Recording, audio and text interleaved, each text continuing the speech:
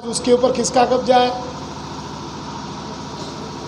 यानी तेलंगाना में भी बुद्धिस्ट लोगों की मूवमेंट चल रही है, महाराष्ट्र में भी चल रही है, केरला में भी चल रही है, यूपी बिहार में भी चल रही है। मगर आपकी राष्ट्रीय ताकत होगी तो आप दुश्मन की गर्दन पकड़ सकते हो। आपकी राष्ट्रीय ताकत क्या है? ताकत होनी चाहिए। आप तेलुगु बोल रहे हो, नो ऑब्जेक्शन।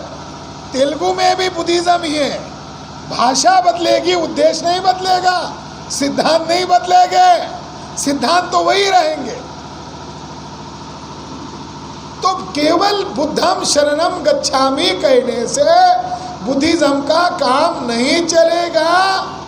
केवल जय जयकार करने से आंदोलन नहीं चलेगा। केवल जय जयकार करने से आंदोलन अलग बात है। हम आंदोलन करना चाहते हैं। साउथ इंडिया में मद्रास, चेन्नई, वहाँ पर एक बुद्धिस्ट ऑर्गेनाइजेशन ने लॉर्ड बुद्धा ट्रस्ट नामक ऑर्गेनाइजेशन ने, जो तमिलनाडु में मद्रास हाई कोर्ट में वो मामला गया, तो वहाँ तमिलनाडु में एक भगवान की मूर्ति थी, बड़ा टेम्पल था।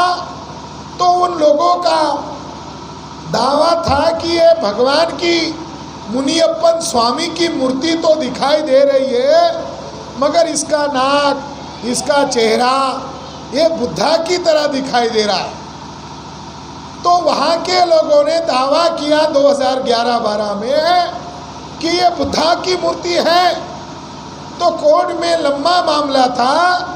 जज ने कहा कि इसके लिए आर्कोलॉजिकल डिपार्टमेंट को रिपोर्ट बनाने के लिए कहा जाए, और मुनियप्पन स्वामी किसकी है इसको देखने के लिए आर्कोलॉजिस्ट लोग वहाँ गए और ब्राह्मणों को कहा कि तुम इसके ऊपर पानी डालो और इसके ऊपर तुमने जो लेप लगाया है तुम्हारे ही हाथों से निकालो। तो ब्राह्मणों के हाथों से वो सब निकाला, जो लेप लगाते थे चंदन का, वो लेप निकाला, और अंदर क्या मिला? अंदर भगवान बुद्ध की मूर्ति मिली। ऐसा रिपोर्ट बनाकर चेन्नई हाई कोर्ट में दाखिल हुआ। आर्कोलॉजी एविडेंस होता है, साइंस एविडेंस होता है।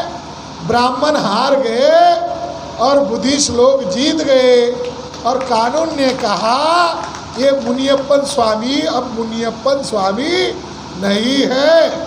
ऐसा बाहर बोर्ड लगाओ, और जो कोई उसकी मुनियप्पन स्वामी के नाम पर पूजा करेगा अंदर घुस के, उसके ऊपर दंड लिया जाएगा, उसको कानूनन सजा होगी।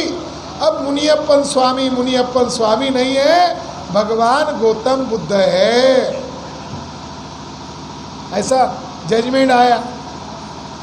इस जजमेंट के आधार पर अगर बालाजी का मंदिर, क्या बालाजी का मंदिर है या बुद्ध का मंदिर है, इसका भी अगर केस डाल दिया गया तो उसका भी जजमेंट आएगा एज अ आर्कोलॉजिकल एविडेंस कि वो बालाजी का मंदिर नहीं है, वो भगवान गौतम बुद्ध का मंदिर है। तो हम चर्चा क्या करना चाहते हैं? हम चर्चा ये करना चाहते हैं, जितने भी बड़े बड़े मंदिर है, जितने भी बड़े बड़े मंदिर है ब्राह्मणों के, धंधे के, कमाई के, लूटने के, डाका डालने के, ठगने के, जितने भी बड़े बड़े मंदिर है, वो सारे के सारे मंदिर बुद्ध विहार है। सम्राट अशोका ने 84,000 स्तूप बनाए। कितने बनाए? 84,000 स्तूपास एंड विहारास।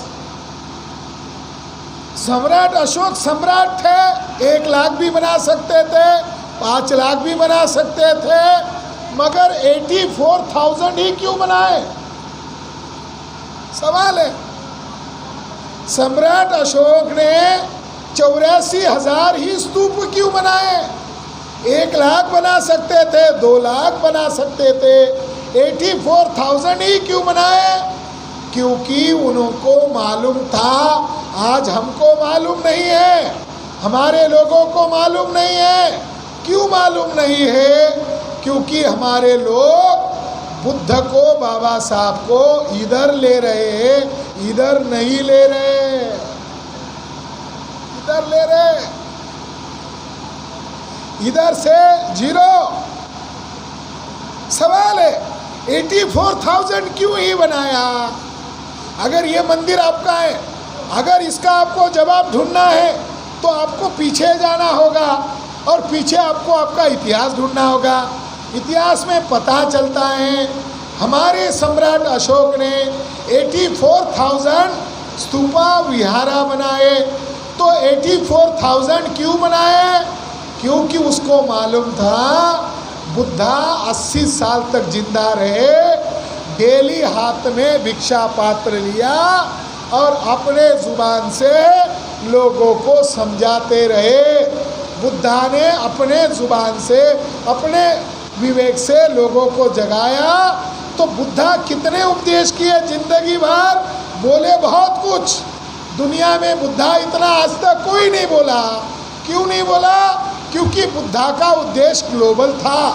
मगर बुद्धा के जो वचन थे, जो आज उपलब्ध है त्रिपिटका में, वो 84,000 है।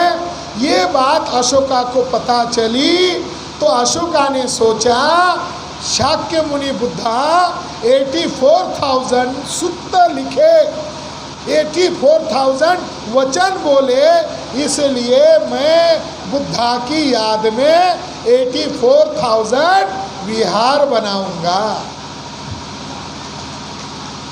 आज वो कहा है? कहा है वो?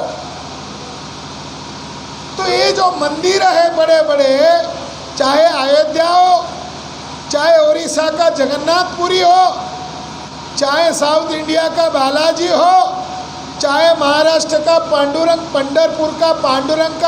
पंढरपुर का मंदिर हो, चाहे साउथ इंडिया में कामाख्या और शबरीमाला मंदिर हो, तो ऑल इंडिया में और गुजरात में गिर सोमनाथ मंदिर हो, ऐसे जो बड़े बड़े मंदिर हैं, ये आर्कोलॉजी के आधार पर सिद्ध हो चुके हैं, ये बुद्धिस्ट विहार है। तो बुद्धिस्ट विहारों पर ब्राह्मणों ने कब्जा क्यों किया? ब्राह्मणों ने बुद्धा को भी निगल लिया और बौद्ध स्थलों को अपना अड्डा बनाया। ब्राह्मण तो ये कहते थे बुद्धा विष्णु का 9वां अवतार है। ब्राह्मण क्या कहते थे? बुद्धा विष्णु का 9वां अवतार है।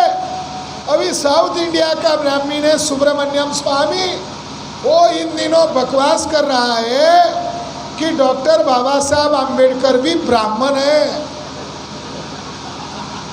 अरे ब्राह्मण कितना चालाक होता है, जो अच्छा माल होता है वो पराया माल हड़प लेता है और गंदा माल दूसरों को देता है।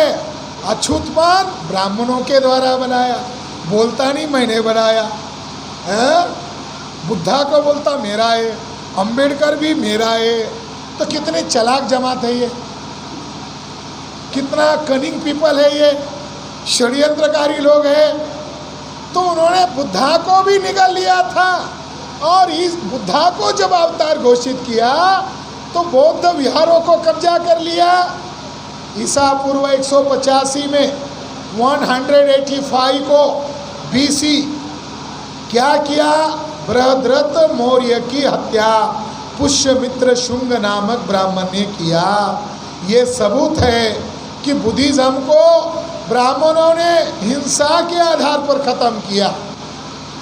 ब्राह्मणों ने हिंसा के आधार पर बुद्धिस्ट किंग की हत्या की, बौद्ध मंक्स की, यानी बौद्ध भिक्षुओं के जो गर्दन काट कर लाके देगा उसको 100 सोने की मुद्राएं बख्शिश दी जाएगी, ऐसा आदेश निकाला। 8वीं शताब्दी में साउथ इंडिया का, केरला का ब्राह्मण शंकराचार्य ने जगह जगह जाकर बौद्ध भिक्षुओं का कत्लेआम किया, मगर कत्लेआम करते वक्त तो होशियारी ये अपनाई कि अपने केश को निकाल दिया और भिक्षु की तरह पोशाक पहना। लोगों को लगा कोई भिक्षु है, और जब लोग सो गए भिक्षु, तो ये डुप्लीकेट भिक्षुओं ने उनके गर्दन काट दिए।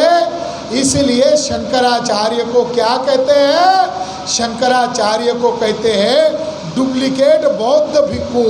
संस्कृत में कहते प्रच्छन्न बौद्ध।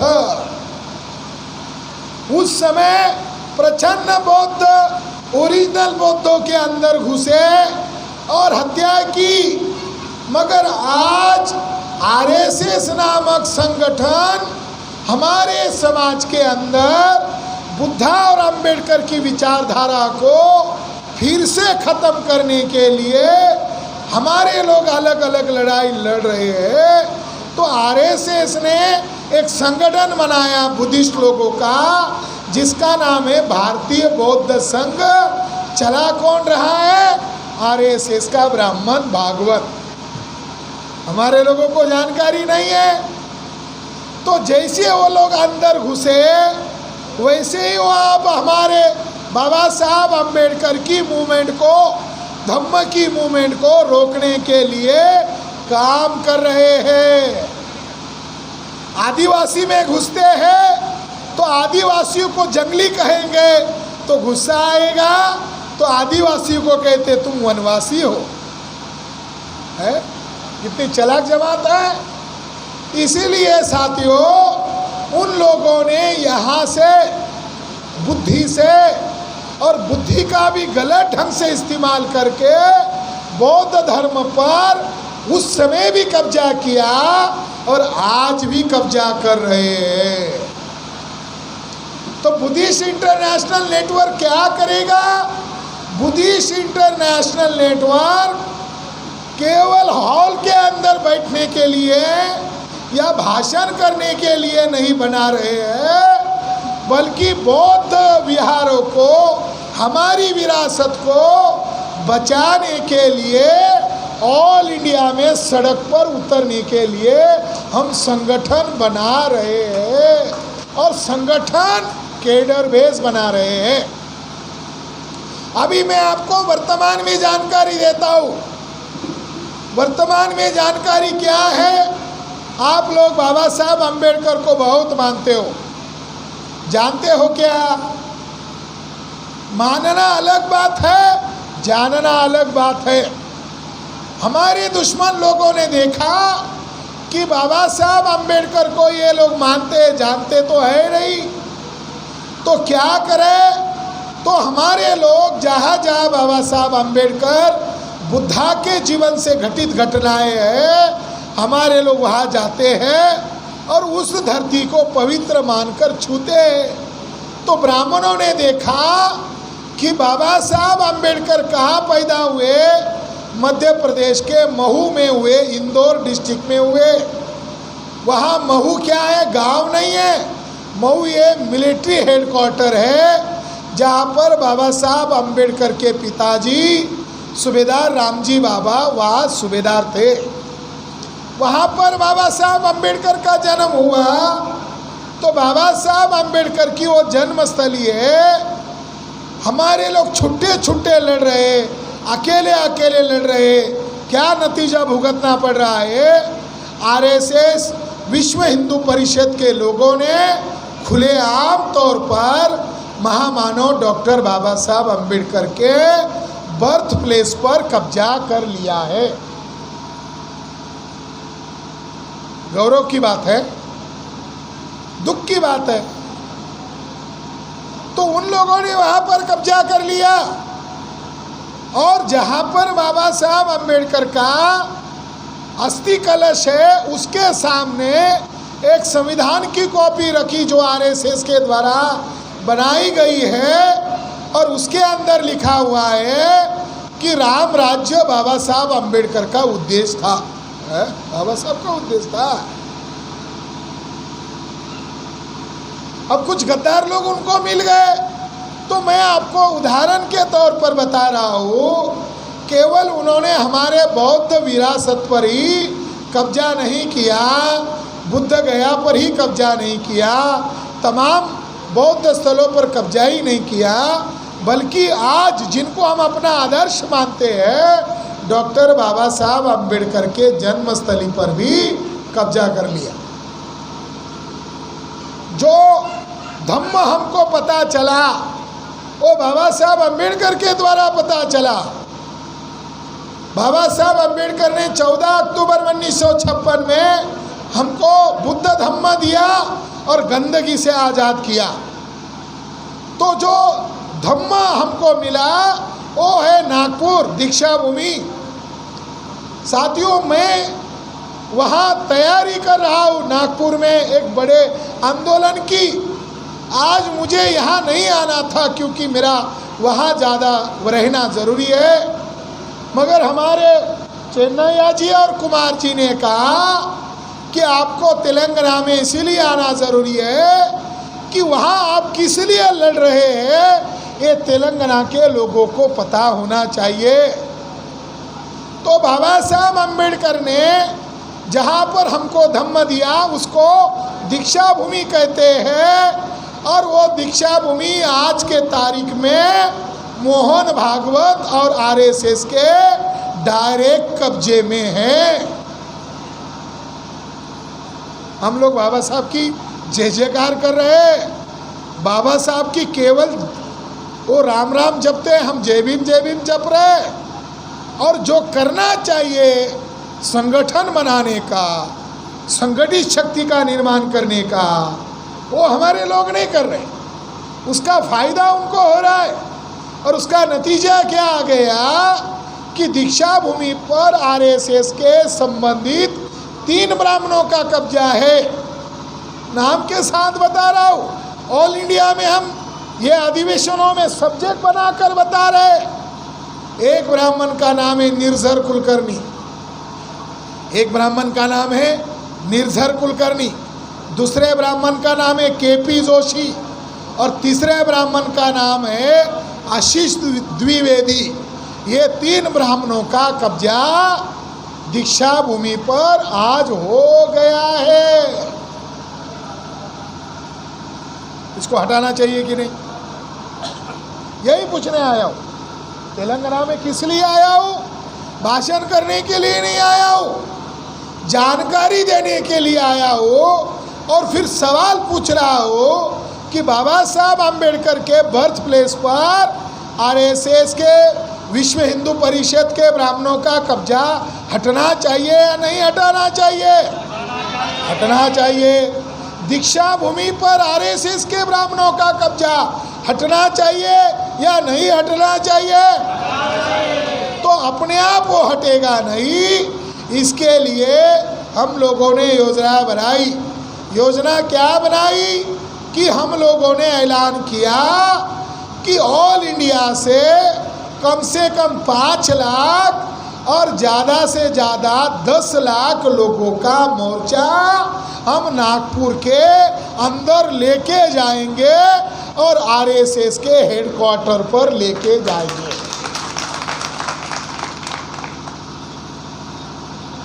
मरे तो नहीं हम लोग, जिंदा है।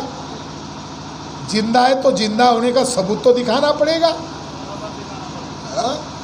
कितना? 10 लाख, कम से कम 5 लाख। साथियों, दुश्मन लोगों ने आपको जो मुक्त करने का जो संविधान था वो संविधान भी लगभग खत्म कर दिया है। एक दिन से कुछ नहीं होगा।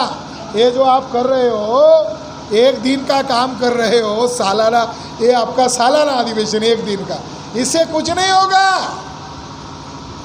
आपको डेली समाज में जाना होगा, डेली लोगों को जगाना होगा और संगठित शक्ति का निर्माण आपको देश लेवल का नहीं करना है।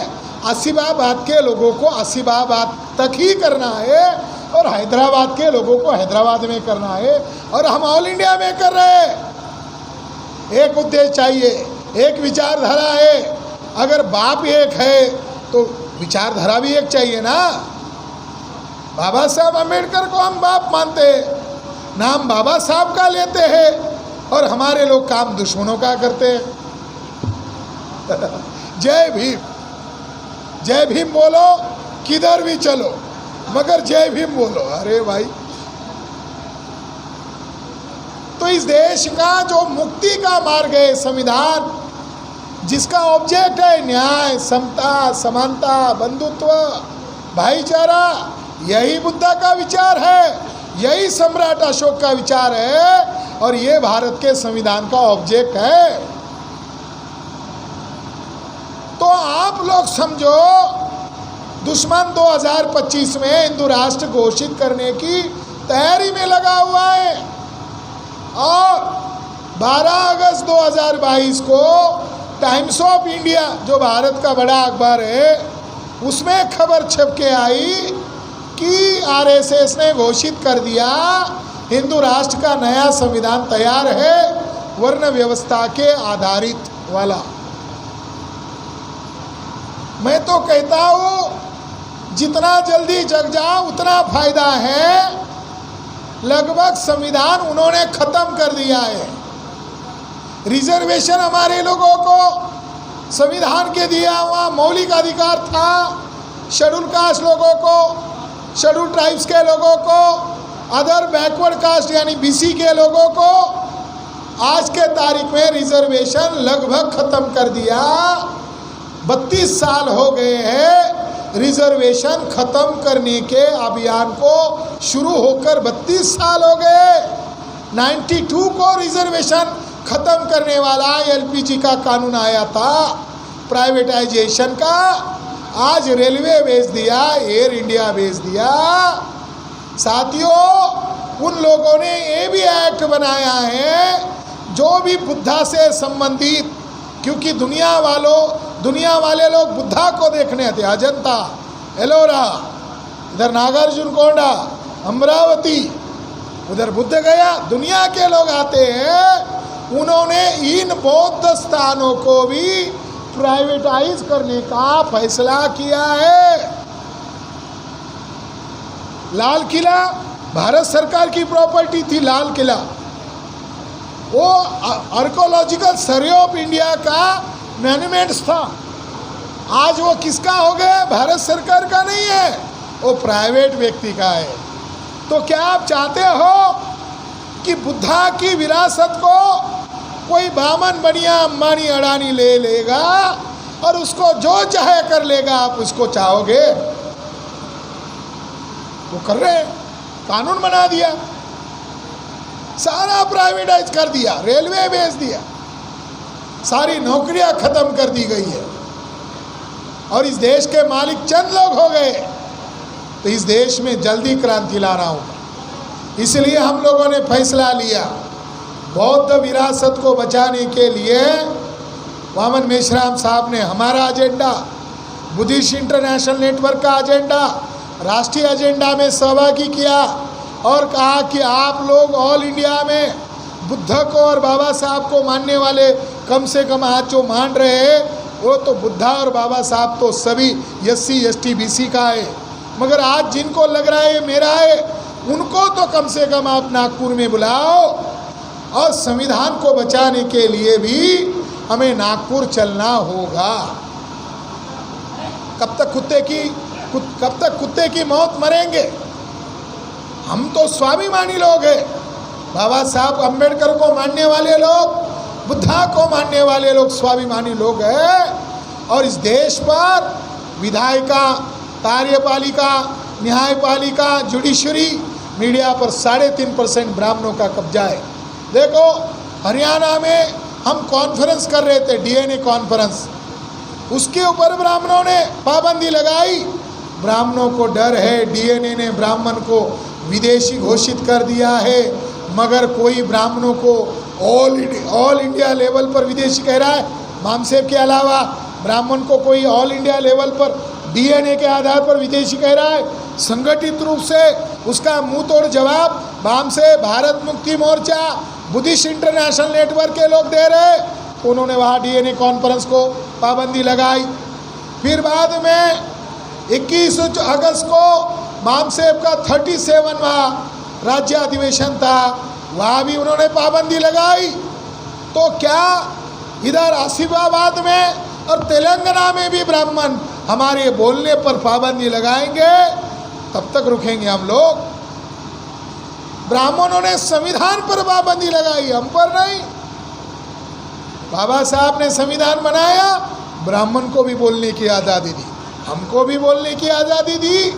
ब्राह्मण के मनु ने संविधान बनाया, हमको देखने की मनाही की, पढ़ने की मनाही की, हमको बोलने की मनाही की। मगर बाबा साहब ने न्याय किया तो सबके साथ किया, ब्राह्मणों के साथ भी किया। अगर ब्राह्मण को बुरा लगता है तो कल वो हमारे खिलाफ कार्यक्रम करे, हमारी बात को लॉजिकल काटे। मगर ब्राह्मण जानता है सबको हरा सकते हैं, मगर वामसेब को हरा नहीं सकते हैं। जब इनको लॉजिकल हरा नहीं सकते तो इनको दबाओ, इनको डराओ, ताकि इनके साथ जो समाज जुड़ेगा तो कल ये भारत को आज़ाद करेगा। मोहन भागवत ने हिंदुत्व नामक किताब में लिखा है, क्या कहा है? उसको पूछा भारत में हिंदू राष्ट्र क्यों नहीं बन रहा है? हमने वचन दिया था लोगों को कि 2014 के बाद बीजेपी की सत्ता आई तो हम हिंदू राष्ट्र का निर्माण करेंगे।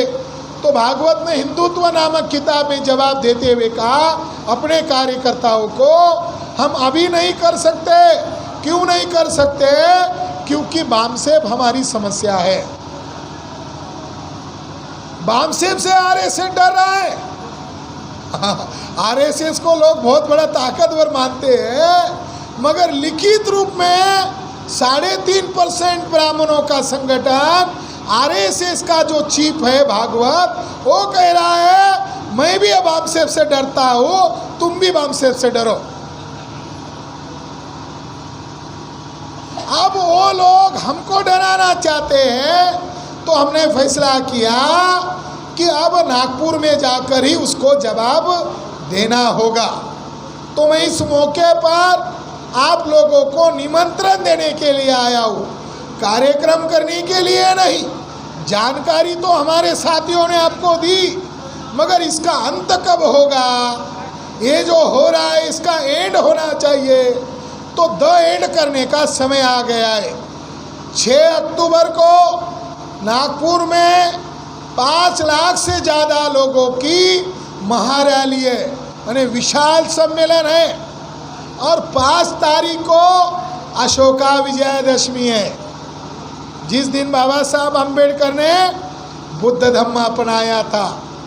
तो उसी दिन हम लोगों ने ऑल इंडिया में जो बुद्धिस्ट इंटरनेशनल नेटवर्क संगठन बन चुका है 25 राज्यों में, तो हमने 5 अक्टूबर के दिन ही, यानी अशोक विजयदशमी के दिन ही 5वां राष्ट्रीय अधिवेशन नागपुर में आयोजित किया है।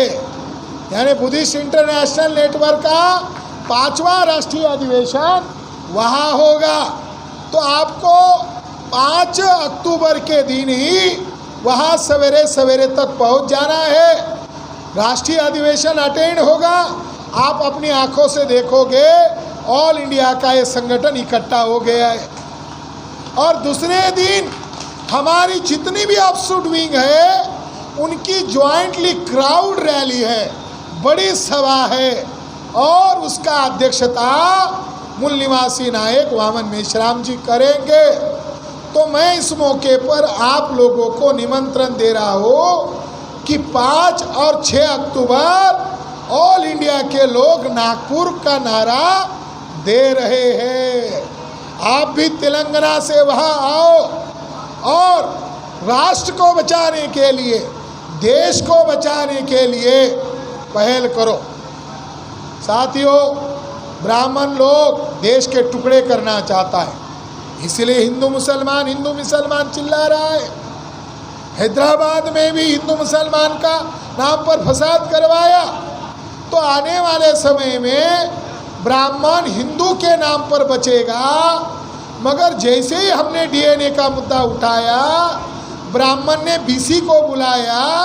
बीसी बोला मेरा डीएनए बाम से बोलता है, मूल निवासी है, और ब्राह्मण तेरा विदेशी है, तू देख ले, मैं तेरे साथ आने वाला नहीं हूँ। तो आज जो हमारे पुरखे ब्राह्मणों से लड़ रहे थे, तो हमारे पुरखे दावपेच से लड़ रहे थे। जैसे बुद्धा ने हमको नाम क्या दिया, बहुजन। हमारी आइडेंटिटी 2500 साल पहले बुद्धा ने क्या दी, बहुजन। ब्राह्मण कौन है, अल्पजन। तो ब्राह्मणों ने बहुजन को भी हाईजैक किया। हाथी नहीं गणेश है, ब्रह्मा विष्णु महेश है, बहुजन सर्वजन, यानी उसके नेता को डराकर अपने खेमे में लिया। अब उनको लगा समाज भी आएगा, मगर समाज तो वामसेव के साथ जुड़ा हुआ है। तो बहुजन को बचाने के लिए हमने मूल निवासी शब्द जोड़ दिया। तो अब ये क्या हो गया, मूल निवासी बहुजन समाज। तो अब मूल निवासी बहुजन समाज को देश में हम लोग इकट्ठा कर रहे हैं, और तेलंगाना में भी आप लोगों को बड़ी मुहिम चलानी होगी। हमको बालाजी मुक्ति आंदोलन चलाना होगा। अगर साउथ इंडिया में कोई बड़ा आंदोलन होगा, क्राउड बेस आंदोलन होगा, बड़ी बड़ी सभाएं होगी, वो बालाजी मुक्ति आंदोलन। उधर महाराष्ट्र में पंढरपुर मुक्ति आंदोलन शुरू हो गया, बिहार में बुद्ध गया मुक्ति आंदोलन शुरू हो गया। मैं गुजरात से जाकर आ गया, जो गिर सोमनाथ मंदिर है उसके नीचे 3 फ्लोर बुद्ध विहार है, उसके अंदर बुद्धा का शरीर के अवशेष है, अस्थियाँ है, यानी बौद्ध स्थल है। गुजरात के लोगों ने मूवमेंट शुरू कर दी। उत्तर प्रदेश में हम लोगों ने साकेत मुक्ति आंदोलन शुरू ही रखा है। तो साउथ इंडिया में केरला तक हमको मूवमेंट मजबूत करनी होगी। साथियों, इस मौके पर मैं आपको यही कहना चाहता हूँ कि अकेले अकेले लड़ने से कुछ नहीं होगा। यहाँ भारतीय बौद्ध महासभा से भी कुछ लोग जुड़े हुए, बुद्धिस्ट सोसाइटी ऑफ इंडिया से भी कुछ लोग जुड़े हुए, मगर एक जो गेस्ट आए थे वो कह रहे थे हम कब तक अकेले अकेले लड़ेंगे। तो इस मौके पर मैं आपको एक कड़वा सच बोल के जाना चाहता हूँ। अकेले अकेले इसलिए लड़ रहे हैं क्योंकि हमारे लोगों का कॉमन ऑब्जेक्ट नहीं है। कॉमन ऑब्जेक्ट कब बनेगा, जब आपका कॉमन एनिमी होगा। लोग तो बातें कर देते हैं कि भाई हमको इकट्ठा आकर लड़ना चाहिए। अरे इकट्ठा आकर लड़ना चाहिए, ये हो गया उपदेश, मगर इकट्ठा क्यों नहीं आ रहे, क्योंकि हमारा कॉमन एनिमी नहीं है। कॉमन एनिमी को पता करने का जरिया है आपकी कॉमन आइडियोलॉजी चाहिए, आपकी कॉमन आइडियोलॉजी चाहिए। कॉमन आइडियोलॉजी कर नहीं चलेगा, आपके पास केडर बेस ऑर्गेनाइजेशन चाहिए, आपके पास ट्रेनिंग बेस कार्यकर्ता होंगे, तब आप ये लड़ाई लड़ सकते हो। मैं आपको एक कड़वी बात बता रहा हूँ। बाबा साहब आम्बेडकर ने 1954 को the Buddhist society of India नामक ऑर्गेनाइजेशन का रजिस्ट्रेशन किया बॉम्बे चैरिटी कमिश्नर के पास। कब किया, 1954 को। और बाबा साहब आम्बेडकर का डेथ हुआ 6 दिसंबर 1956 को। तो बाबा साहब आम्बेडकर ने जैसे क्रिश्चियन लोगों की बाइबल सोसाइटी है, उसी तर्ज पर ग्लोबल लेवल पर एक संस्था बनाई थी। बाबा साहब आम्बेडकर चले जाने के बाद उनके जो बेटे थे यशवंतराव आम्बेडकर, ये इस संस्था के अध्यक्ष बन गए। और उनका भी, वो बीमार रहते थे, उनका भी कम उम्र में डेथ हो गया। जब उनका डेथ हो गया तो उनके ट्रस्टी अलग अलग राज्यों में थे। तो बाबा साहब आम्बेडकर की जो बहू है मीराताई आम्बेडकर, उन्होंने और उनका जो बेटा है यानी बाबा साहब आम्बेडकर का पोता प्रकाश आम्बेडकर, इन लोगों ने बॉम्बे चैरिटी कमिश्नर के पास एक नई संस्था रजिस्टर कर ली और उस संस्था का उन्होंने नाम रखा, ये 81 की बात है, उसका नाम रखा भारतीय बौद्ध महासभा और उन्होंने उसको मान्यता दिया। मगर पंजाब, उत्तर प्रदेश, हरियाणा, मध्य प्रदेश, आपके तेलंगाना के लोगों ने ऑब्जेक्शन लिया। जो उसके ट्रस्टी थे उन्होंने देखा इनसे झगड़ा करने का क्या मतलब है, झगड़ा करेंगे तो समाज हमसे टूट जाएगा। चैरिटी कमिश्नर ने इसको मान्यता क्यों दिया, इसलिए उसको ब्लेम लगाया, तुमने मान्यता क्यों दिया। उनका ये कहना था कि बाबा साहब अम्बेडकर की जितनी भी ऑर्गेनाइजेशन है उनका हिंदी में कोई भी संस्था रजिस्टर्ड नहीं थी, या बाबा साहब अम्बेडकर ने जितने भी ऑर्गेनाइजेशन बनाए वो सारे के सारे अंग्रेजी नाम से है। Republican Party of India, People's Education Society of India, Schedule Caste Federation, ये बाबा साहब के पीपल्स इम्प्रूवमेंट ट्रस्ट अंग्रेजी नाम है। तो बाबा साहब ने रिलीजन मूवमेंट लग शुरू की तो उसका नाम था अंग्रेजी में the Buddhist society of India. इसका हिंदी और मराठी अर्थ होता है भारतीय बौद्ध महासभा। बाबा साहब ने अपनी संस्था का रजिस्ट्रेशन भारतीय बौद्ध महासभा के नाम से नहीं किया। किस नाम से किया? The Buddhist society of India से किया। मगर इनके खानदान के ही लोग थे, उन्होंने भारतीय बौद्ध महासभा नाम से अलग से रजिस्ट्रेशन किया। जब कंप्लेंट हुआ तो बॉम्बे चैरिटी कमिश्नर ने मान्य किया, हमारे कर्मचारियों को पैसा घूस दिया है और ये झूठी संस्था बनाई गई है, इसको हम रद्द घोषित करते हैं। साथियों, हम भी चाहते हैं बुद्धिस्ट सोसाइटी ऑफ इंडिया रहनी चाहिए थी, हम भी चाहते, मगर इन्होंने आपस में झगड़े करके उसके दो फाड़ कर दिए। फिर उन्होंने रिजेक्ट कर दिया, फिर हाई कोर्ट में मामला गया, फिर सुप्रीम कोर्ट में मामला गया, और सुप्रीम कोर्ट में मामला गया, हम लोगों ने उनको जितवा दिया। बाद में उन लोगों ने उन्हीं से समझौता किया। आज नागपुर में चंद्रकांत पाटिल या चंदू पाटिल नामक व्यक्ति है, वो उसके हाथ में है। और चंद्रकांत पाटिल जो है ये पीजे ज्योतिकर जो पूर्व का ट्रस्टी था, जो आरएसएस का खास आदमी था, उनके स्टेज पर जाता था। आज की तारीख में बाबा साहब की बुद्धिस्ट सोसाइटी ऑफ इंडिया बाबा साहब के अनुयायियों के पास नहीं है, आज उन्हीं लोगों के पास है। ये जो चल रहा है कि हम चलाते हैं, इसका ऑडिट रिपोर्ट कहाँ है, इसकी ट्रस्टी कहाँ है, कहने के लिए आप अध्यक्ष हो, लीगली डॉक्यूमेंट कहाँ है? लीगली तो उनके पास है। जब साकेत का मामला आया तो उन लोगों ने समझौता कर लिया और उस मामले को रफा दफा कर लिया। तो इतिहास को ठीक से समझना होगा। मैं किसी की बुराई कहने के लिए नहीं बता रहा हूँ, मैं आपको वर्तमान का भी इतिहास बता रहा हूँ। तो हम लोगों को आरएसएस को मुंह तोड़ जवाब देना होगा, क्योंकि इस देश में हम 85% है, 85% लोगों को इकट्ठा करने का हम काम कर रहे हैं। हमारी लड़ाई विदेशी ब्राह्मणों से है। तो 6 अक्टूबर को तेलंगाना स्टेट से भारी तादाद में हर डिस्ट्रिक्ट से लोगों को आना चाहिए। यहाँ से नज़दीक है, बसेस बुक करो, छोटे छोटे टेम्पो बुक करो, जो भी साधन है वो सारे साधनों से आप भारी तादाद में आओ। ये लोग आ रहे, इन लोगों ने मुझे बताया 250 वकील लोगों ने बसेस बुक कर लिए। तेलंगाना सिटी के अंदर से 250 वकीलों ने, उन्होंने कहा काला कोट पहनकर आ जाएंगे, आज नहीं आएंगे तो कब आएंगे। तो मैं इनका धन्यवाद देता हूँ, इतने दूर से उन्होंने 250 वकीलों की बसेस बुक की। तो आप भी आपके ज़िले में जाकर 6 अक्टूबर की तैयारी करो। जन आंदोलन का ऐतिहासिक दिन है, आप उस दिन आओगे, आपको खुशी होगी। आपका देशव्यापी संगठन, राष्ट्रीय नेतृत्व और राष्ट्रीय आइडियोलॉजी, इस देश में आरएसएस की आइडियोलॉजी को बुद्ध फुले शाहू अम्बेडकर की आइडियोलॉजी काट सकती है, कोई दूसरी आइडियोलॉजी उनको काट नहीं सकती। इसलिए हमें गर्व है कि हम नेशनल मूवमेंट में काम कर रहे हैं। हमारा मूवमेंट गली का मूवमेंट नहीं है, हमारा मूवमेंट नेशनल मूवमेंट है।